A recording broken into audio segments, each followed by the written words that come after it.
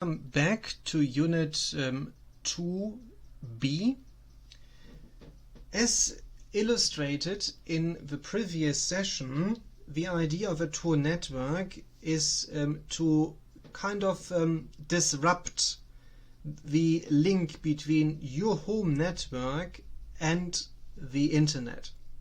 And this gives you a higher level of privacy and a higher level of anonymity. It's not yet perfect, but it's an awful lot better than any standard browsers.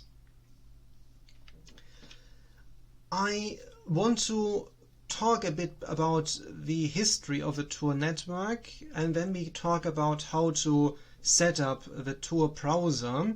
And we might need several short sessions for that because it takes always a bit of time to download the data. And there is no point for you to wait and observe me downloading stuff because that might take a long time. Then we talk about some hidden services, and we dedicate a whole unit to the dark web and important issues linked to cybersecurity in this context. First, it's important to note that the TOR network was actually started by the United States Naval Research Lab in the 1990s, a very early network right at the start of the modern internet age. And the main purpose was basically enabling communication under, say, difficult circumstances. The beauty of the TOR network is it gives you the opportunity to get this disconnect between you entering the network and the exit point, at which point you enter a service on the clear net or the dark web, depending on your preferences. So it makes it an awful lot more difficult to track and identify users. It's not impossible, it's very, very difficult. It's also important to note, as discussed in the previous unit, that it's not encrypted, the communication between the user and the entry point. So that's something to note. You can also, on top of using TOR, use a VPN to connect to the TOR website, to the TOR network. This gives you another layer of protection. However, you have to be mindful about the limitations of VPNs, which we discussed previously.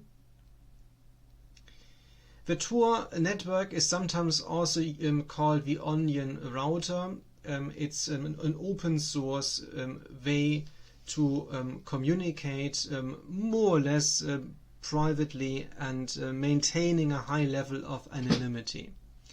But of course, as discussed in the previous unit, one has to be careful because your operating system will still communicate with the normal internet without using the TOR network.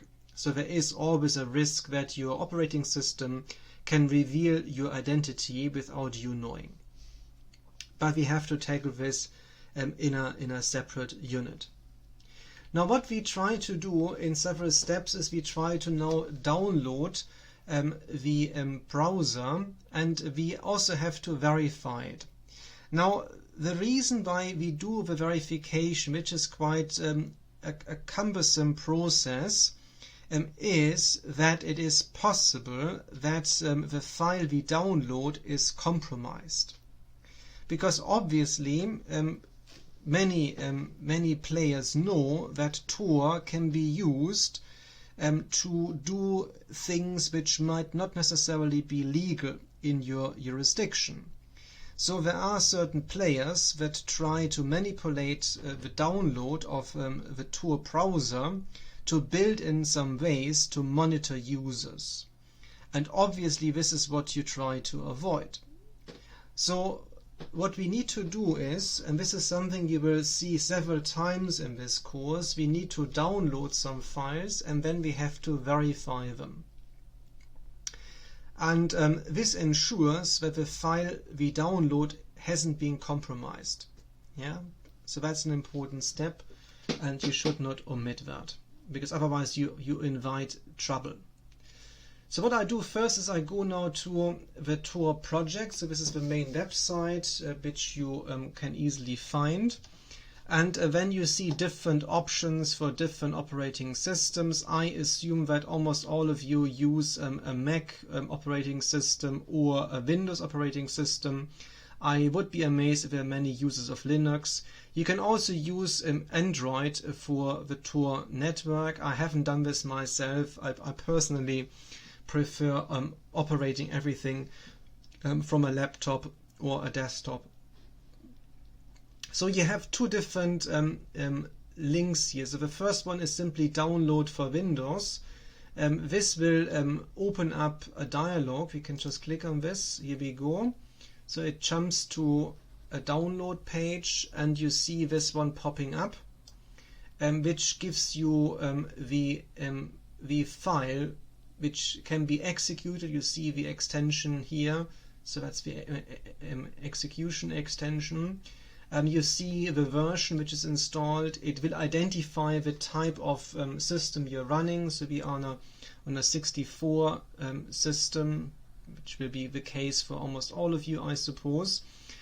So what you need to do is you just have to save that in a location, which usually goes to your standard download location. So if you just do that, it goes to this place here. I just maybe throw it in here under programs. We can do it. We can also put it under downloads. This might be easier. So I just throw this maybe under downloads. But this is up to you where you want to put it. So wherever you think it's suitable, you can put that here. So let's maybe put this under downloads, or yeah, not so sure. Or keep it under programs. Let's keep it under programs. Yeah, you see we have a more complicated structure later to consider. Yeah, there are pros and cons to it. Wherever you want to put it.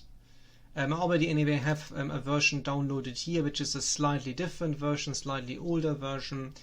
So wherever you want to put it, just remember where you have done it. Let's just stick to downloads and save it. So that might take a few seconds. You see that up here. So now we already have done this. Yeah, so that's completed. So that's pretty good. So before you do any installation, we now have to make sure that whatever you downloaded, and we can just check the downloads here. Let me just go to downloads. So now you have different downloads. I will just remove all the other rubbish here, so that you see exactly only the one that is relevant. So we have our download, which we could execute, but before you do this, you have to make sure that whatever you downloaded is actually correct. Yeah, so there's nothing that was manipulated here. Good. So we go back to the TOR project website, and what you see below the download button, you see a signature button. Yeah, and you see also a little icon here to verify signature. Yeah, so if you click on this first, on this question mark, you come to a separate website, and it talks about different ways to verify your download depending on your operating system. Now this is quite a lot to go through, and we will work through this carefully. It will depend, of course, on your operating system. So there are slightly different downloads you have to consider, but I think you should be okay if you follow this carefully. Good. So the first thing you have seen is we downloaded this file. Yeah, so that's already in our downloads. When we go to our downloads, we see Tor browser install, and then the version might be different. I use in this case an English version, but of course you might have a different version, so it might differ from whatever is shown here. And we also need now another file. You see the ASC file. Yeah, so that's a different extension. The ASC file is what you call a signature. So the signature is basically a way to to check whether the download is actually not compromised. So we have to make sure we also download this signature. Okay, so how do we do this?